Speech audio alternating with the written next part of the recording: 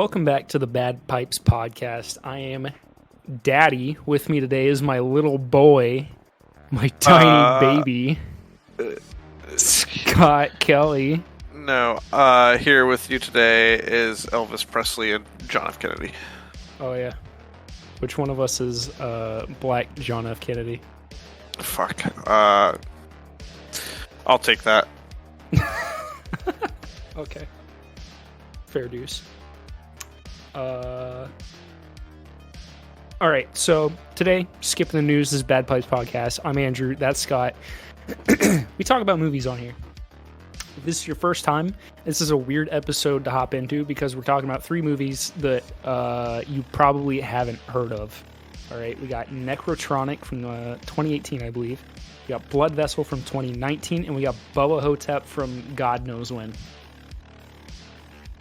Yeah. 2002. 2002. You know what that means? It was shot on digital. Yeah. All right. Where were we starting again? I think Blood Vessel. Blood Vessel. Okay. All of my energy for this episode, so from here on out, I'm just gonna peter out and die. Dude, I feel you there. I chose this order because this is a big surprise. This is the order in which I like them least to most. Okay. Blood Vessel. This is, in my opinion, a very surface value movie. Oh yeah. There wasn't a whole lot of, going on here. There wasn't a whole lot of depth. Yeah, you have... The summary for it on Google is one sentence. It's lifeboat survivors board a German boat that's crawling with vampires during World War II. Yeah. I'm not going to lie. Going into this, for some reason, I thought this was a Nazi zombie movie. Turns out that's what the title, maybe not title, but the poster art for it, kind of led me to believe. Yeah. No, but not Nazi zombies. Instead, we have Nazi vampires, but not even Nazi vampires. The Nazis have found vampires. Yeah. And it's that classic trope of the Nazis were fucking around with occult shit and they accidentally got themselves killed. Yeah. And then some good guys show up and they kill the bad boys. Them greedy Nazis stealing all the artifacts and all the old shit. Yeah. They dug too deep and too greedily and... Yeah, and they dropped a leaf on a Balrog. Yeah. Yeah. But yeah, no. So we open with this ragtag bunch of people. Also, just a group of people that it is literally impossible to have all had together on one ship. Thank you. Okay, so that was my thing. Is right off rip, I'm just why are these people together? Why do we have an Australian, a fucking first of all, the accents are terrible. The American dude, is he supposed to have a Brooklyn accent? His American accent. Oh, Bigelow? Yeah, Bigelow. Yeah, I have no fucking clue what he was doing. Dude, his accent, I'm just sometimes I'm just I hear him and I'm oh, you're a Brooklyn. You got a Brooklyn accent. But then I'd hear him other times and I'd be no, maybe you're a little Southern? I don't know. You got an Australian guy. You have a fucking. I thought the Australian guy was generally fine. Yeah, I think he was one of my better liked characters. So other than them, you've got the Russian, Alexander, who I think they very quickly on you realize they all hate him and they're referring to him by just basically generic Russian names, Ivan, Vlad. But I believe his name is actually Alexander. He tells us. Alexander Topov, I think. Yeah, I believe that's it. We have our British lady, Miss, what was her name? Miss Forgettable. The only one. Jane? Yeah, Jane Prescott. Jane Prescott. Miss Prescott. Actually, the only person on Rotten Tomatoes listed under cast and crew is literally her, because she's played by Alyssa Sutherland, and I don't know if you recognize her. You may, because you've seen Vikings, right? She is Queen Oslog from Vikings. Yeah. I knew I recognized her. I didn't know what from, though. Yeah, she is Queen Oslog from Vikings. Basically, the only recognizable face in this movie. Yep, she's like the Brit, and then you have like the one guy who with the sling. I don't even know what he was supposed to be. I mean,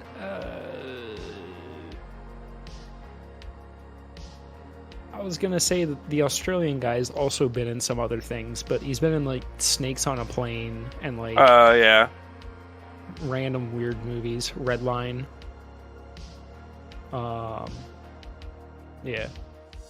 Yeah. Who are you talking about though? The dude with the sling. Faraday. Yeah, Faraday. Because there was like is it a Faraday machine or something like that broke the German code? Oh, yeah, I believe so. Yeah, so I don't know. None of these characters were actually characters. They were all like caricatures.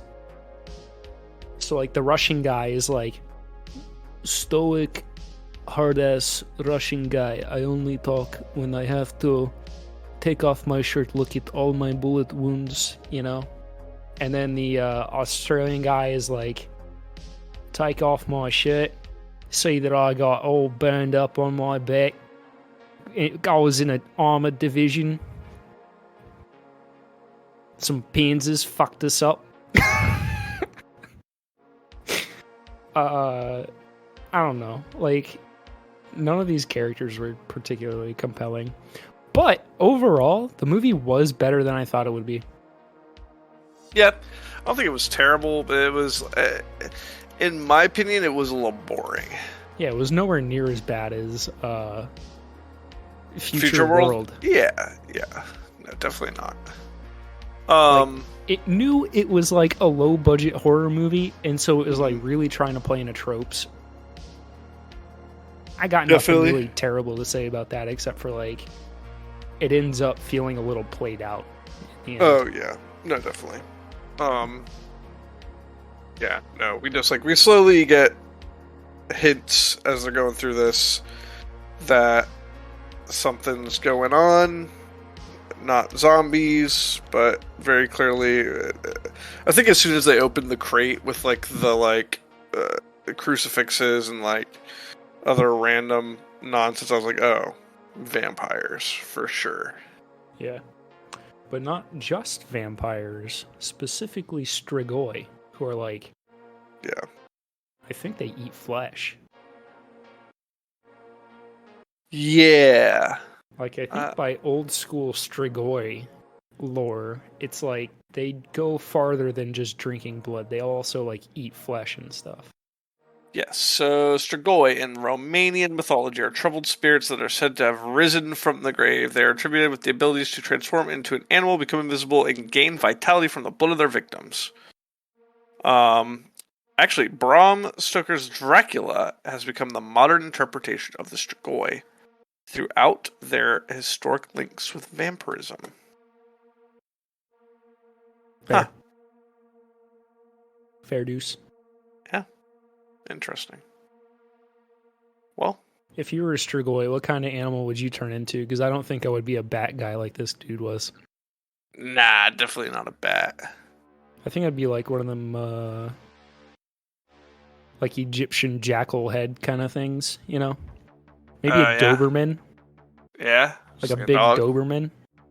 Yeah. A big old Doberman. Like a black dog with big, pointy, upright ears, you know? That'd be kind of cool. Yeah. Imagine a 6'4" human body, Doberman head, creature comes running out of the woods at you and starts like drinking your blood, you'd be like, what the fuck is going on? I feel like right now I'm like, what the fuck is going on? What is going on? I need to take some more Dayquil, but I don't want to take so much that I see the Hat Man. So this is wild. So an encyclopedist, Dmitry Kantemir, and the folklorist Theodore Burada, in some book in Romanian, published in 1882, refer to cases of Strigoi-ism. A Strigoi could be a living man born under certain conditions. Here are these conditions. These are fucking wild. You die from a witch's curse. Fair. You die by suicide. Okay. You die by execution for perjury. All right. True. You lead a life of sin. Uh-huh. That's obvious. You die without being married. Okay, here's the best one. The best one is be the seventh child of the same sex in a family. Seventh child of the same sex. You're the seventh boy in a family. You're fucking Strigoi. There's no ifs, ands, or buts. You have no choice. You have 7 sons. The 7th one is a little vampire. Yep. That's just fucking straight up cool, dude. Yeah.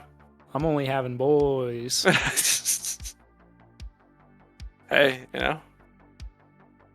they're said in the book, they're said to be bald on top of the head, does not eat garlic and onions, avoids incense, and towards the feast of St. Andrew he sleeps outside.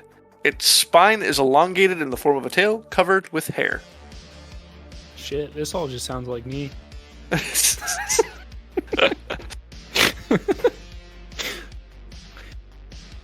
Catch me wearing my dog head running around outside.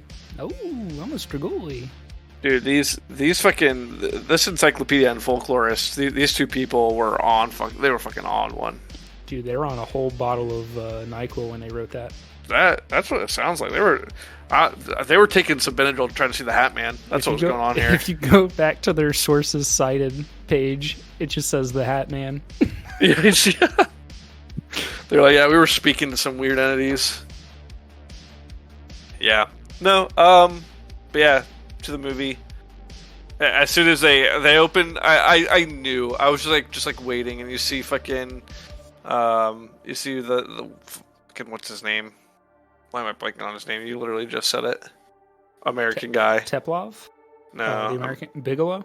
Bigelow. You see Bigelow go in there, and he's like, the greed gets the best of him. He's looking at the gold. He's like, what else is in here? And he's fucking. Before that, whenever they first get on the fucking boat, and he runs into the captain, the piloting room or whatever the fuck that's called on a boat, and he just immediately starts drinking out of the cup.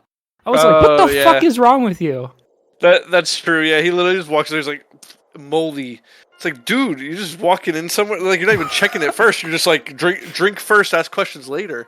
Like, you're on not just a German ship, but an SS ship, right? Yeah. And there's no one around.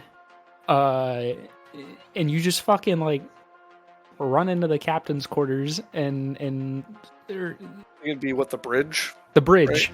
Run into the fucking bridge and start drinking shit. And then they literally, like, pan the flashlight up, and there's, like, a dead dude with fucking vines coming out of his head stuck to the other wall. And you're like, bro, you just drank that. I don't know what that is, but that's what you drank. Yeah. Yeah. Yeah, and then he's just going around. He's going fucking around. Checking things out.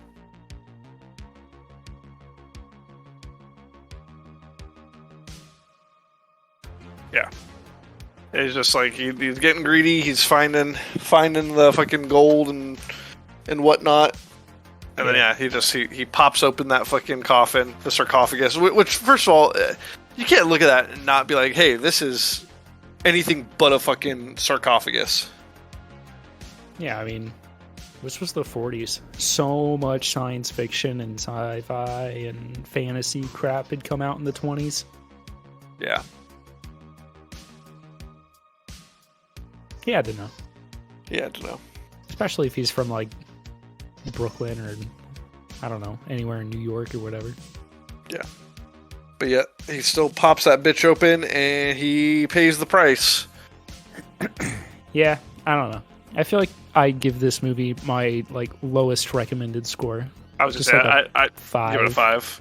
Yeah. It'll be nice. I'll give it a 5.1. Yeah.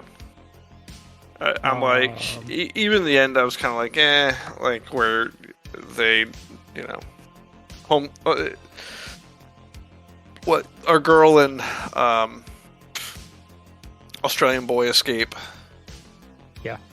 And it becomes clear she's infected. She bites him. Well, we saw the whole scene where she's like getting feasted upon by the two fucking dudes, and then she just shows up later and she's fine. Like, she's a vampire. What the fuck?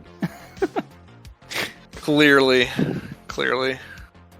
This movie had a couple moments like that where it was like, oh, we gotta go find this person, and you already know that person's been like vampirified. Yeah. Like Faraday, I think it happened with, and then Jane, it also happened with. Mm-hmm.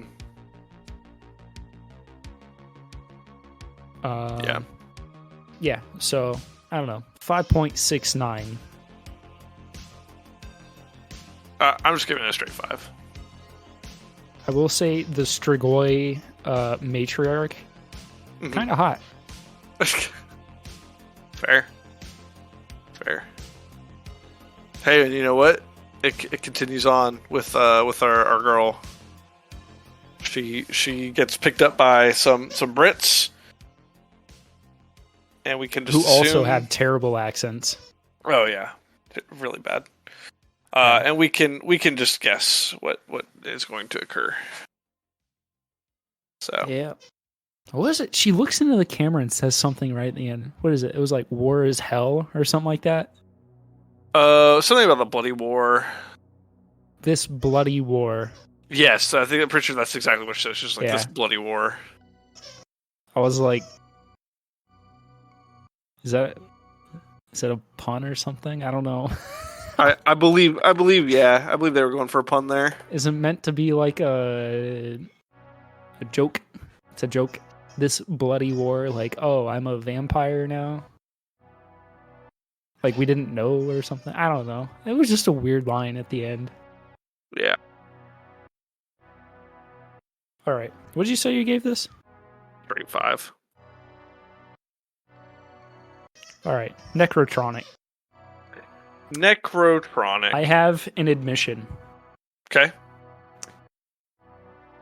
I have actually seen Nekrotronic before. I had just forgotten the title of it. Ah, nice. Fair. Years ago, I had a brief subscription to Shudder, which is like the horror subscription service. And this was one of the movies I had watched on that. Mm-hmm. Probably around like 2019. Nice. And I liked it at the time. I didn't think it was perfect. Mm-hmm. And this time, I think I felt the same way. Yeah. I liked it better than Blood Vessel. I will give it points for originality. It's a very interesting concept. Mm-hmm. Yeah. I mean, which I also want to say. So, Blood Vessel, I looked it up. Critics scored it a 73. I don't remember how many reviews. Audience gave it a 30%. Yeah, that's fair. For Blood Vessel. We get to Nekrotronic, it's flipped. Where basically the critics have given it a 39%. Audience gave it a 66. I mean, it makes sense. You know, it's like a movie that kind of appeals to like a broad horror audience, right? Yeah. Because it's more in the vein of like an action horror film than it is like a suspense or a, I don't know, anything like that. It's definitely more in the vein of like,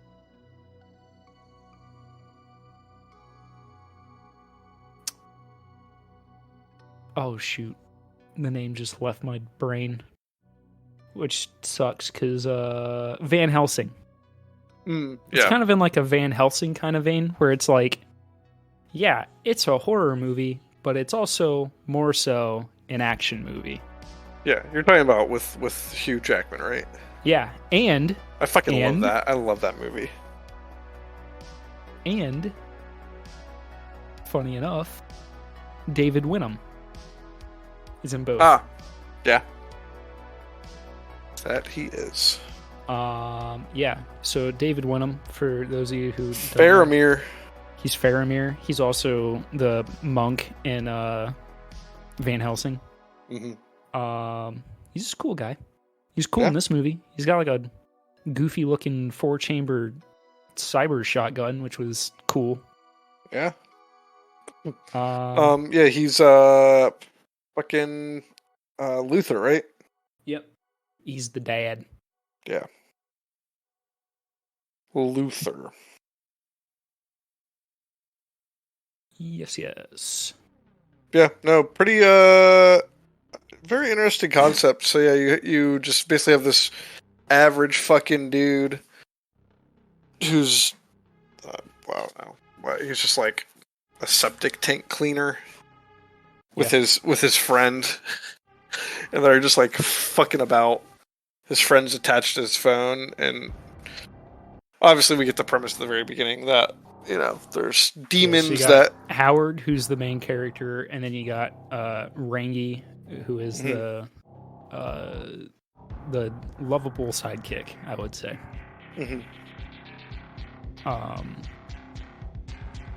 They're, you know, doing their shitty job. Rangi gets invited to download this app, so he does, because he's addicted to the cyber world.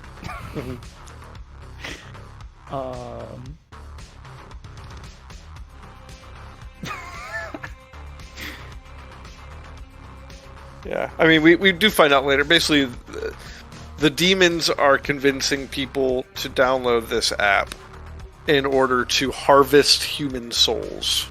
Yeah. That's effectively what's going on here. We also find out later that they're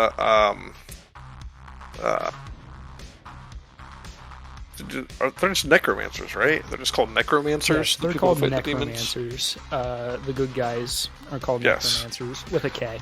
Yeah, and so we found out at some point that they've been killing necromancers and taking their disembodied heads and putting them into the fucking battery packs to give signal to so this that's game. Like halfway into the movie as we find that out. Before that, though, Rangi had noticed that Howard looked funny in the app for collecting ghost souls or whatever for the demons to harvest. So he tried to collect him, but it like activated his latent necromancer powers. I believe what it does is it short circuits his chip that it's said that his dad probably put into him. I guess he had like a what do they call it? Like some sort of chip to basically negate his necromancer powers. So by using this, he's deactivated this chip, and his necromancer powers are now active. I think the chip was to hide him from the demon stuff, because whenever they find him, the other necromancers, they pop him with a new one. They hit him and Rangi both with a one of those, like the modern version of that chip. But something about the app trying to take Howard, the actor's name is Ben, the character's name is Howard. Something about like him trying to harvest his soul or whatever while he's like sitting there next to him. I think that's what gives him the kick, but it also shorts out the thing, so then they're able to like find him or whatever. Yeah.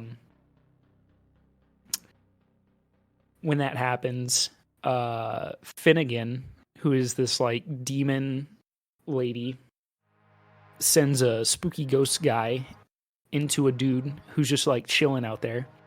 And then he becomes like a ravening demon and chases Howard and Rangi all around. And then Luther and his two daughters show up and they go bam.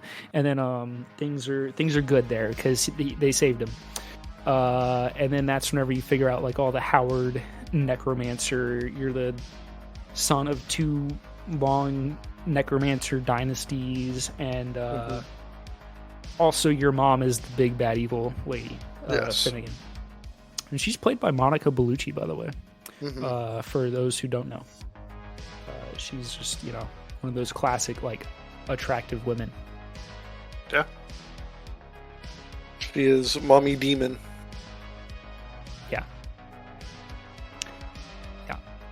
And at one point, I think she possesses Molly and makes a joke about something. Yeah. I can't remember. Yeah.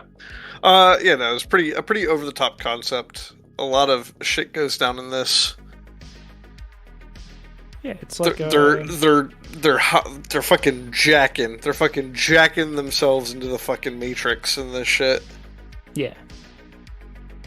Oh yeah. And then there's like jacking everywhere, dude. They're hacking stuff. They're jacking stuff. They're there's people being made out of what's essentially 3D printed C4 bodies. Yeah. There's demons that get exploded. There's like Japanese Yakuza looking guys.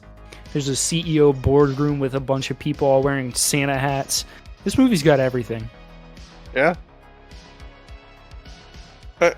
Also, at one point, Rangi gets turned into a wraith, and at that point in the movie, he's just like no longer beholden to the rules of gravity, and he's always like sideways or upside down in scenes. And that's just a good touch. I was gonna say I enjoyed him after that point in the movie where he becomes a wraith, and he's just like kind of like this dumb fucking. He's like, he's like, just like the sidekick guy. He's just there. Yeah. He's just chilling. Yeah, it's like he's there, and if he gets too far away from Howard, he just like pops back up. Yeah. Because he's a bound spirit, Yeah. I appreciated that. No, he was a good character. Yeah. I feel like most of these were very fun characters, likable characters. Mm-hmm. There's also a handful of Star Wars references in this movie. Did you catch any? No, I don't think I really did. So Molly, when they first meet, Luther, Molly, Torquil, and they first meet Howard, Molly grabs him and throws him into the trash chute. Huh. As they're like fighting off, defending the hallway. Yeah. Huh. I guess I didn't really pay attention to that. Yeah. And it's almost like an exact like 1-for-1 as far as the action goes of that scene of Leia throwing Luke, I believe, into the into the garbage compactor. Yeah. Huh. I don't know why I didn't write down the other ones, but there was like 2 or 3 of them. I guess you could probably say the big bad being his mother. Yeah. Kind of a Star Wars reference there. Definitely a parallel. Yeah. Parallel. All right. I gave this a 7 out of 10. What'd you give it? I'm gonna give it. I'm gonna give it a 6.8. Wow. Okay. All right. It was it was all right. That's fucked up, dude. That's fucked up. It was all right. All right. Bubba Ho-Tep. Bubba Ho-Tep. I feel like most of these movies have been B movies. Bubba Ho-Tep is the most B movie out of any of these three movies. Yes. So, in our league... I first of all, I want to say, I read the concept of this movie, and I just went, fuck yeah. And then I also proceeded to tell Casey, my girlfriend, about the concept of this movie.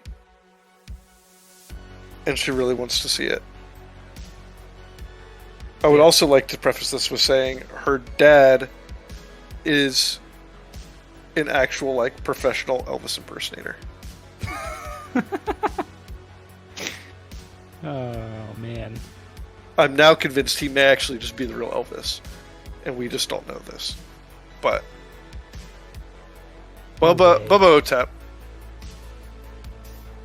A story about Elvis who swapped lives with an Elvis impersonator so he could live a more normal life. And now he's just in a nursing home. In a nursing home, bemoaning the loss of his youth. The use of his dick. Yeah. God, dude.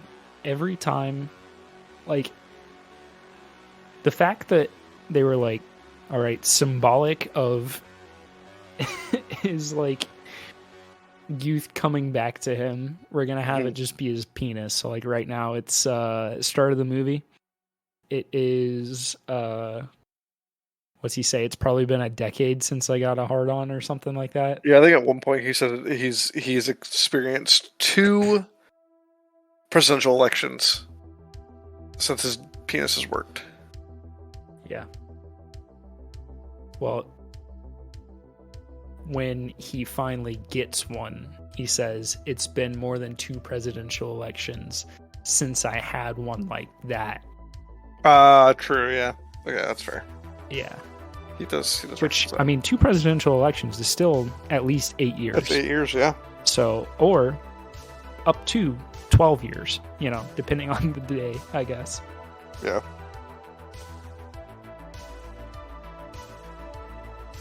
All right, so Bubba Ho-Tep is about a mummy who starts sucking off the residents of a local nursing home. He does. He's sucking them dry. And it's implied that he's doing it through the butt. Yes. I believe it's said that, you know, the soul can be sucked from any orifice. Any large enough orifice. Yeah. Yeah. Because I believe Jack at one point says that he was coming for that booty hole. Yeah, he was trying to put his lips around his butthole or something like that. And Sebastian Elvis is like, what the fuck?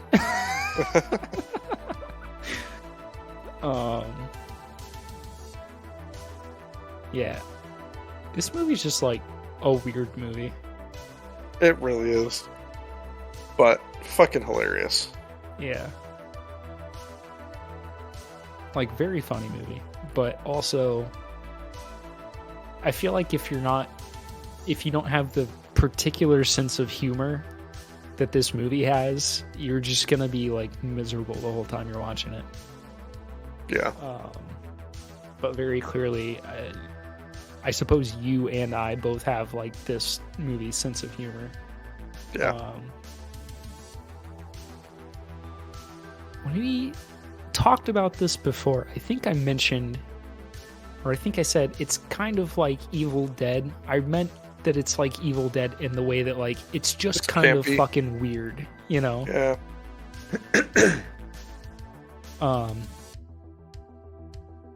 Because I don't think that it's like a fantastic movie. It definitely drags in points and parts. Yeah. Me being like half sick now, I was definitely falling asleep in the back third. I was gonna say, so I came home from work today, and this is the one I watched. at home after work, and I think at one point I did doze off, and I had to like go back. I had to rewind back through it and get back to the part where I dozed off. Yeah. As I am coming off of illness. My work schedule's also is now changing. I have to be up earlier. Yeah, I'm not supposed to close tonight, and I had to freaking close tonight at work, so I'm a little sad about that. Yeah. Yep. Yeah. But I enjoyed it. I fucking funny. It's got a lot of great jokes in there. Yeah. I think just literally the concept of just fucking Elvis being like, yeah, I'm fed up being famous, and I'm gonna go switch out with an Elvis impersonator, and like not tell any of my friends, and just basically have this big secret is it's a hilarious concept to me. Well, not only that, but then he blows up his trailer with the contract and everything in it. Well, not even that he was going to go back on the contract or anything, but he blows up his trailer with everything in it. So then he becomes an Elvis impersonator. Yeah. Yeah, that is true. Yeah. Or even like the old lady who's like the first victim that we see of Bubba Ho-Tep is like such a fucking piece of shit, man. Like... There's the old lady in the iron lung, and she like steals her glasses, and then she like takes the fucking tin of chocolates and just like scuttles away with it like a little fucking cockroach. And then and then the fucking beetle shows up and gets her. Yeah, it gets her.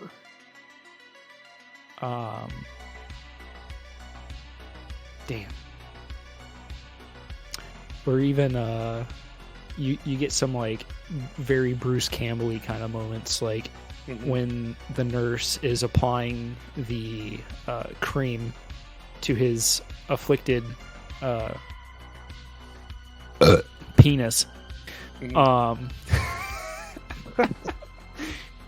He like zones off for a second, thinking about like all these mysteries he's trying to figure out right now, and thinking about the girl that was like bending over the other day and all this other stuff, and then like he gets one, and gets it, and then she starts like kind of joking with him.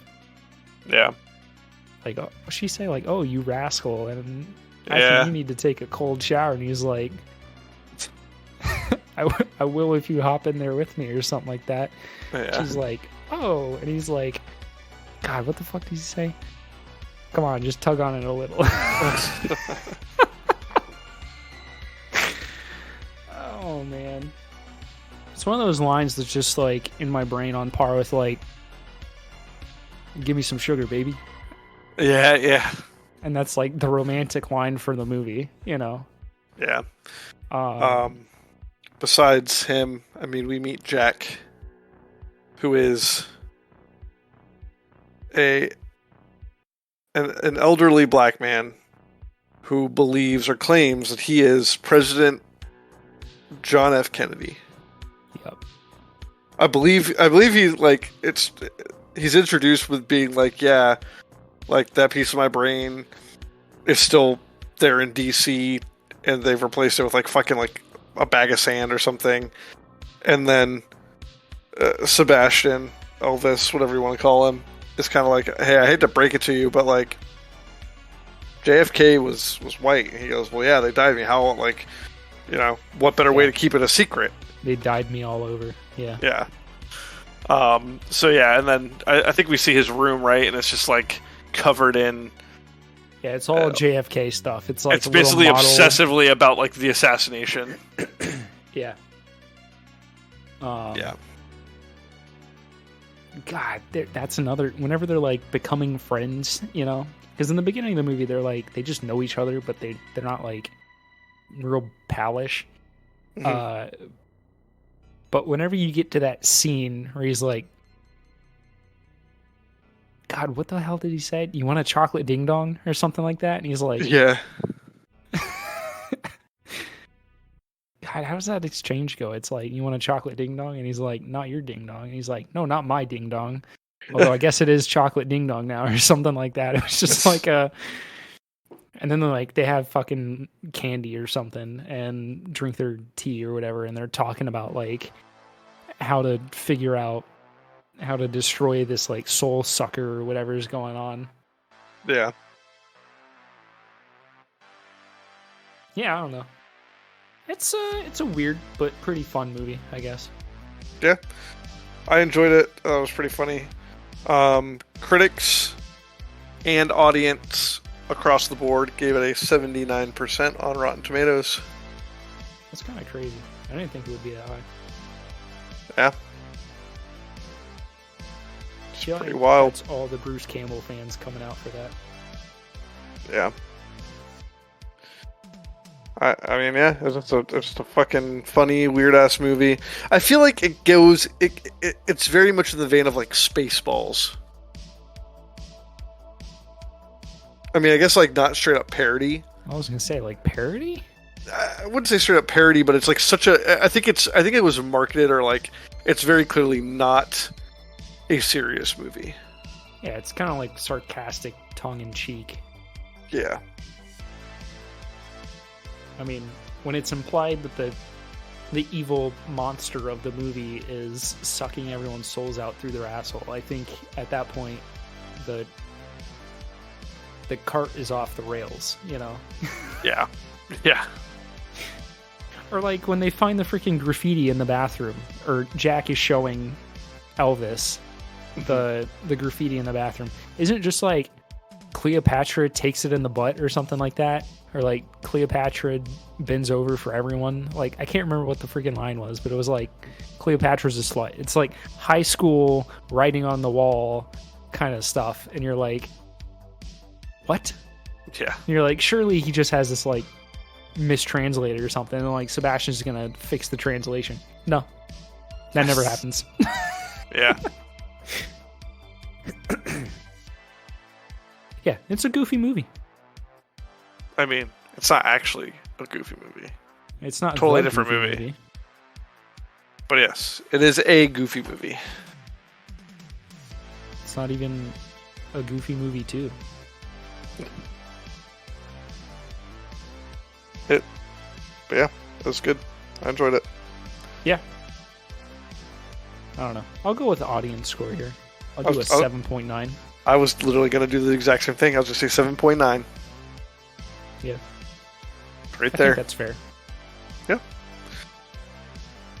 Yeah. All right. No, I'd recommend it. Normally, we would do news today, but since it's the last Thursday, the final Thursday, of October, which, as we all know, is the spooky haunted month in America, perhaps the world. I'm not sure. Mm-hmm. I live in America, and therefore am only aware of American things. Mm-hmm. Let's have a discussion. Okay. On the occult. All right. Tarot cards. Yes. Have you ever paid for a tarot card reading? No, I've never paid for a tarot card reading. Have I had one done? Yes. Do I remember what occurred in that? No. Was I offered a tarot card reading only about a month ago while I was out at a bar? Yes. Did I accept? Yes. Had the girl lost her cards in the bar? Yes. Which I feel like is just a bad omen in general. That's fucking crazy. So we all left. Did she mention what variety of tarot deck she used? I have no idea. This is Casey's very interesting friend. She is one of the most interesting. Her VIF? The what? Her VIF. Very interesting friend. VIF. Oh, sure.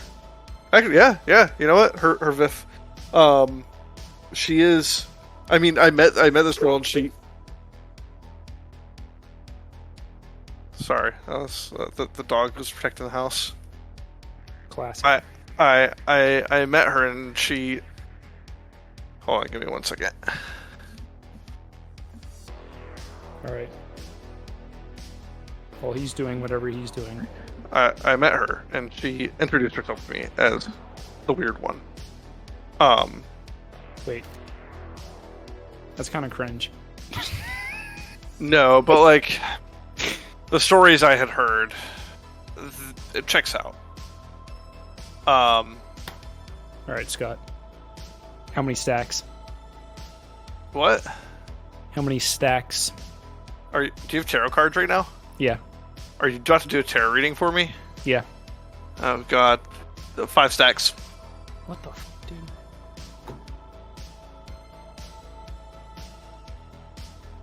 Four, 5. Okay. Which stack? Second.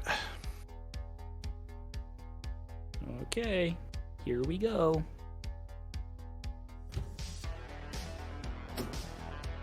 Ooh. The Foolish Man. Ah, shit. The High Priestess in reverse. And then Ace of Cups in reverse. I don't know what it means. Alright. Are you familiar with how a 3-card spread works? Nope. Alright, so usually it's past, present, future. While you were talking, I was channeling your energy on your relationship with Casey's very interesting friend. Okay. So let's see how accurate this is. The Foolish Man. What card is this?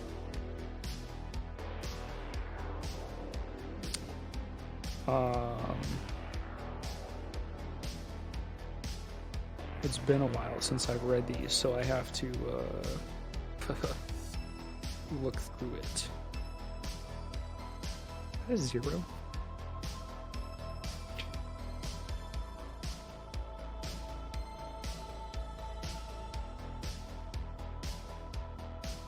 It is a 0. Oh my god, I don't know how to read. Alright. The Foolish Man. The Spirit of Ether. The sun. Alright, so this is going to be like a kind of visual description of the card for you. The sun indicates a bright spring morning. The 2-part triangle in the upper right of the card represents air. The symbol of Pluto appears in the mist to the front of the man. The Foolish Man stands with his worldly belongings at the edge of a precipice, ignorant of the lashing waves and the crocodile with open jaws. Behind him, hold on. The Foolish Man holds in his right hand the rose of joy, signifying perfect innocence, and he holds a fierce wolf in check by a leash. Behind him sprouts the flower of silence. The higher significance of this card suggests that the Foolish Man's perfect innocence is holding the wolf. Thus, the anger of worldly wisdom is held in check by perfect innocence. Meanings: idea, thought, sensitivity, the flesh, eternal life, spirituality, initiative, folly, foolishness. All right. So that, in some way, represents the past between you and Casey's Vith. Nice. Okay. All right, so the High Priestess is that a 2? It is a 2. These are Roman numerals. All right, so this card is reversed. That means it's upside down. The moon appears above the seated priestly figure of Isis, the eternal virgin. She is adorned in the purest feminine light of the moon, the same light that serves as a veil to hide the moon, the same light that serves as a veil to hide the eternal spirit.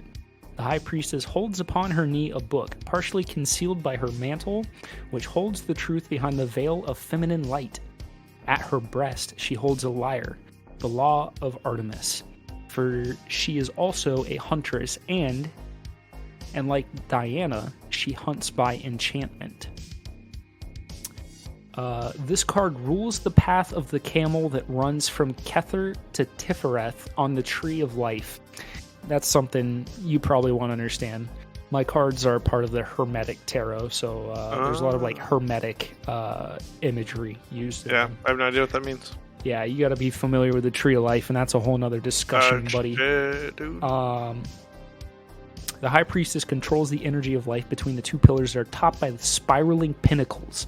At the bottom of the card are the large spheres of her throne. Some researchers view the seated figure in this card as the illustrious and controversial Pope Joan, who allegedly reigned during the middle of the 9th century. Now, because this card was reversed, the presence in this situation, this card is telling us ignorance, short-sightedness, lack of understanding. All right. So in the past, we had idea, thought, sensitivity, the flesh, eternal life, spirituality, initiative, folly, foolishness. And in the present, we have ignorance, short-sightedness, lack of understanding. Now we got the Ace of Cups. This is the first minor arcana card that we've gotten. Cups, by the way, is a water sign. Should probably, be self-explanatory. Cups hold water, etc. Fair. Let's see, swords. There's a cup where are they? Probably in the front, right? I don't know. Cups. All right, Ace of Cups. Okay. The symbol at the upper right is Kether in water. The radiant white angelic hand issues from clouds and supports on its palm a large cup from which rise fountains of clear and glistening water. The spray falls on all sides into the clear, calm water below where lotuses and water lilies grow. Now, because this card is reversed, it represents alteration, erosion in circumstance, and unrequited love. What does that mean? I don't know. Wow. I don't know either. Who knows?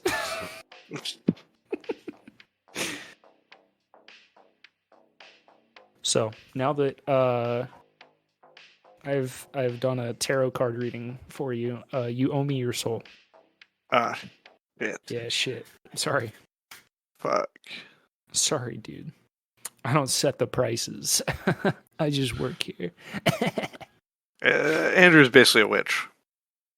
I'm sure I could burn. A hermit. Yeah, so the Hermetic Tarot was made by, I believe, Godfrey Dawson.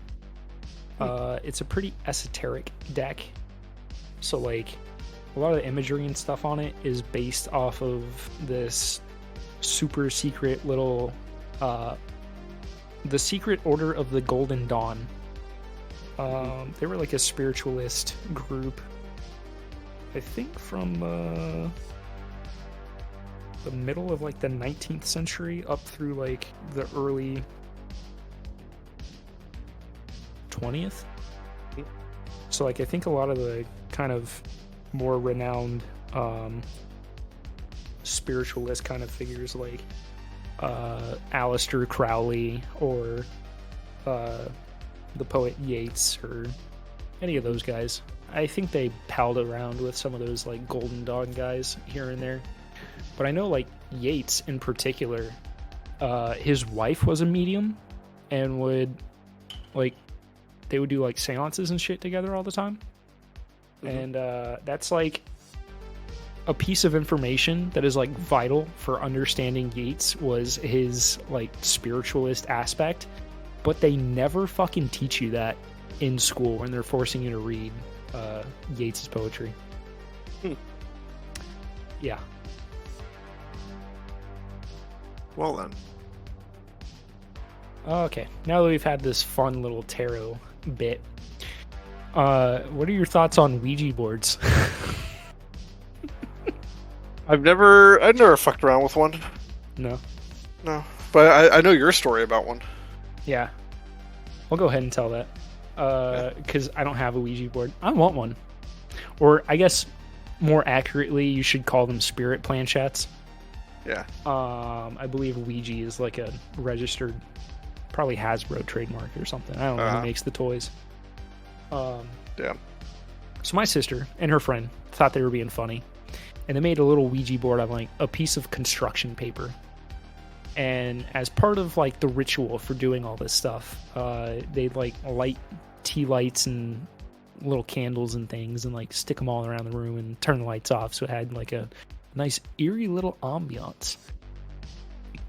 Now, we had this one candle that was like a little bit bigger than the other ones, and so over time I had been like stuffing shit in it, like toothpicks and other old birthday candles and like burned out tea lights and shit. This thing was just a fucking amalgamation of trash, basically. It got to the point where no one wanted it lit because it was such a haggard, menacing little thing. So my sister and her friend start up their little seance with the spirit planchette, which, keep in mind, is just a piece of fucking construction paper that they've written letters on. And when they get to the point where they're like, oh, is there a spirit with us? And they move it over to yes. And they're like, yes. Tell us your name. Then they start like moving the thing around to get a name. And I go, Satan, Satan, Satan. And literally, the third time I said Satan, and the Satan, Satan, Satan, that haggard, gross candle fucking lit itself. The girls both screamed. I legitimately was taken aback. And they, I think there was some prescribed dismissal kind of ritual thing, and they never did it again. Yeah. Hey, so I like to joke that I summoned Satan. And a lot of people like to say, well, it was a weird fucking candle already, right? Like, it's not unheard of for candles to relight themselves. All right, let me give you a couple things, okay? Satan, whose other name is Lucifer. What does Lucifer mean? The light bringer. What is a candle doing when it lights itself? Bringing light. Yeah. Flicks dust off my chair. Nah. Yeah. All realness, that's probably the closest I've come to like fully believing in the supernatural. And to this day, I still am like, it was a pretty fucked up candle, but it had never relit itself. That was the one time it ever did that. And the coincidence of when it happened is just a really fucking weird coincidence. Yeah. Yes, I'm right there. I don't really believe in the supernatural, but hey, you know, I don't. Sometimes something happens. I say I don't, but I guess I am kind of like I would call myself Christian, you know. I don't go to church or anything, but I don't know. Yeah, so I think that's it for this week.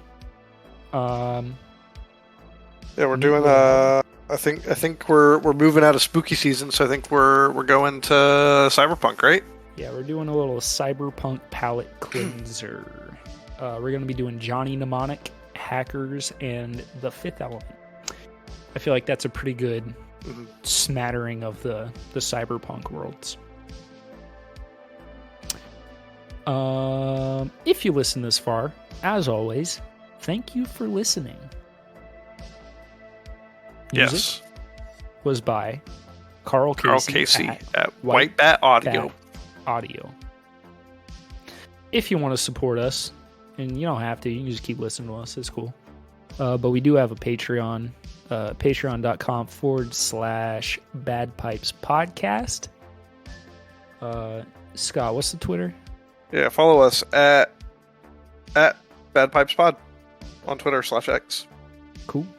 And if you wanted to email us anything, you can just send it to fucking, shit. That cryptid works. cryptidworksofficial@gmail.com. Yes. And if you want to hang out with the boys, fucking, I don't know, message me and I'll send you a Discord link. Yeah. I guess that's it for this week, though. Bye. Drink your water, eat your vegetables, be a good person. Don't get sick like the two of us. I love you. Yeah, that Good night. too.